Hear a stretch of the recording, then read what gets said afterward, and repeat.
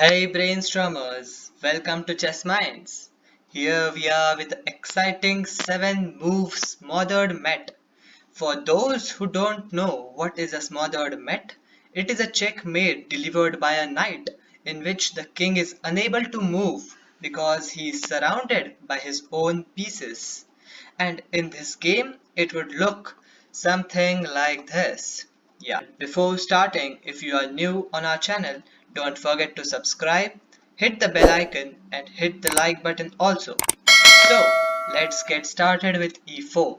And I assure you, if your black and white goes on for playing with e4, you would win the game 100%. Yeah, so let's see how. e4, e5, and f3, and c6, bishop c4. And yeah, this is the position we get mostly on our board.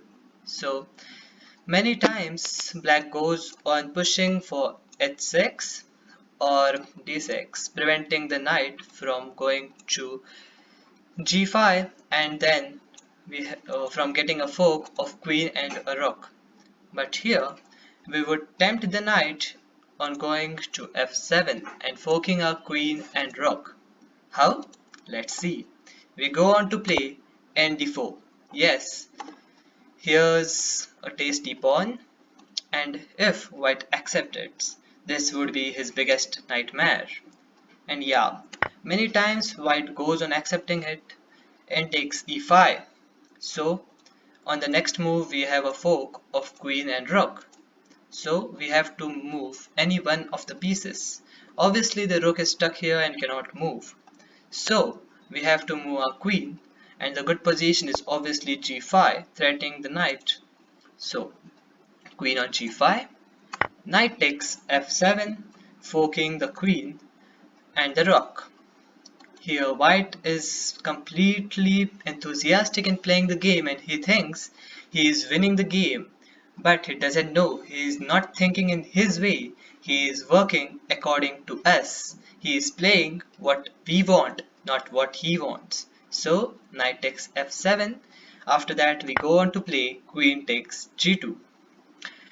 White can anytime take the rook on h8, so he first would decide to save his rook on h1.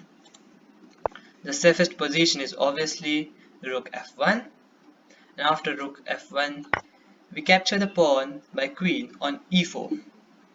Obviously white can't go on playing queen e2 because the knight would capture the queen and he would lose his queen.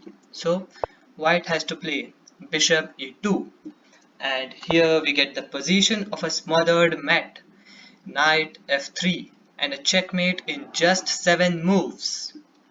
Yeah, but you would be thinking, what if white doesn't play like this? What would happen and all that? Don't worry, I have a solution for that also. So let's see. After capturing the queen, if white still try to be greedy and capture the rook on h8, knight takes h8, so we accept the rook on h1. Then he has only one option to defend it with his bishop, that is bishop f1. We again capture the pawn on queen takes e4 check. Here he is easily defended it with bishop e2, and we can't go on to play knight f3 this time because the king has an escape route here. So we go on to capture the pawn on c2. Knight takes c2 check.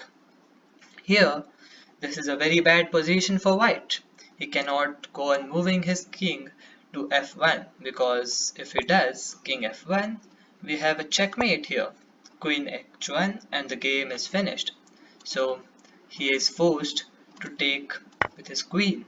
Queen takes c2, then queen takes c2, and here if he goes on to attack the queen with knight a3, we simply defend it with knight e4, again pinning the bishop with the king. The knight of the black on h8 is trapped here. He cannot move anywhere and he will lose his knight eventually in the game again. So this is a clear winning position for black, and this is a great smothered match in just 7 moves. So hey gamers, Let me know in the comments section how you felt this game. Go on commenting how and what games you would like to get next. So thank you, bye bye, meet you with a great exciting video next time.